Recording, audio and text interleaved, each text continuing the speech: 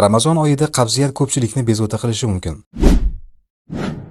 Shu sababdan quyidagi ishni yumshatadigan yeguliklarni ko'proq iste'mol qilish tavsiya qilinadi. O'rik, olma, nok, arpa, suli qaynatmasi, bodring, hamma ko'katlar, hamma sabzavotlar, limon, apelsin, otqiloq, yalpis, oq piyoz, qora andis, aloy, dalashoy, makkajo'xori popugi qaynatmasi, jag'jagʼ, karam, qatiq zardoba.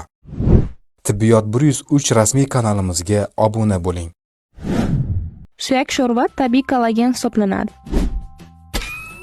Hurmatli ayollar, teringiz tarang va go'zal bo'lishida har kuni ichilgan suyak sho'rvaning o'rni beqiyos. Ramazonda iftorlikka ham suyak sho'rva ayni muddao. Bunda birinchi xurmo, keyin iliq suv, suvdan keyin 1 stakan issiq suyak sho'rva ichish 2 karra foydali. Bunda suyak sho'rva ham quvvat beradi va oshqozonni keyingi ovqatlarga tayyorlab beradi. Tibbiyot 103 rasmiy kanalimizga obuna bo'ling.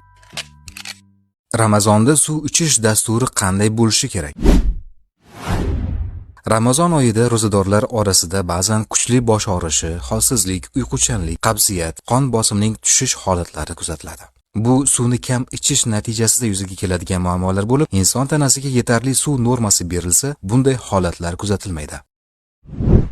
Ramazonda suv ichish dasturi: uyqudan uyg'ongan zahoti 1 stakan, saharlik taomigacha 1 stakan suv, saharlik taomidan keyin 1 stakan suv ichiladi. Iftorlikda og'iz ochilganda 1 stakan suv, shom namozidan keyin 1 stakan suv, iftorlik taomidan 30 daqiqadan keyin 1 stakan suv, uyqudan 30 daqiqa avval 1 stakan suv ichiladi.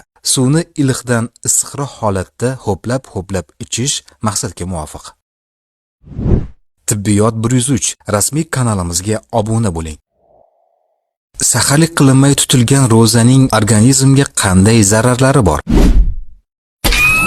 Ko'p insonlarda uchrab turuvchi bu holat har bir organizmda individual bo'lib, ko'pincha quyidagi holatlar kuzatiladi. Holsizlik, suvsizlanish, qon bosimining tushib ketishi, bosh aylanishi, hushdan ketish holatlari, butun tana bo'ylab titroq, kun davomida uyqu bosishi, yurak urishining tezlashishi, oshqozonda xlorid kislota ishlab chiqarishi hisobiga yallig'lanish. Yuqoridagi holatlar kuzatilmasligi uchun ro'za tutishda saharlik qilishga alohida e'tibor berish lozim. Anas roziyallohu anhu dan rivoyat qilinadi. Rasululloh sallallohu alayhi va sallam saharlik qilinglar, chunki saharlikda baraka bordir dedilar. Imom Buxoriy, Imom Termiziylar rivoyat qilishgan. Tibbiyot 103 rasmiy kanalimizga obuna bo'ling. Kimlarga ro'za tutish mumkin emas? Masalaning diniy jihatini ilm ahliga qoldirgan holda faqat tibbiy tomonlarini ko'rib chiqamiz. Ro'za tutishga monelik qiladigan bir nechta kasalliklar bor. Ular quyidagilar: davolab bo'lmaydigan kasalliklar yoki operatsiya o'tkazilishini va bemorning ovqatlanishini talab qiluvchi kasalliklar, doimiy ravishda dori ichish kerak bo'ladigan yurak-tomir tizimi, buyrak va jigar kasalliklari, shuningdek qandli diabet. Og'riq sindromi bilan birga kechadigan va muntazam ravishda og'riq qoldiruvchi dorilarni qabul qilishni talab etuvchi kasalliklar, masalan, oshqozon yarasi. Ro'za tutish oqibatida o'tkirlashishi mumkin bo'lgan kasalliklar, masalan, sil kasalligi yoki baland harorat bilan birga kechadigan kasalliklar. Agar bunday bemorlar ushbu ibodatni ado etish istagida bo'lsa, eng avvalo shifokor bilan maslahatlashishi va uning ko'rsatmalariga qat'iy amal qilishi lozim. Tibbiyot 103 rasmiy kanalimizga obuna bo'ling. Ramazonda nimalar iste'mol qilmaslik kerak?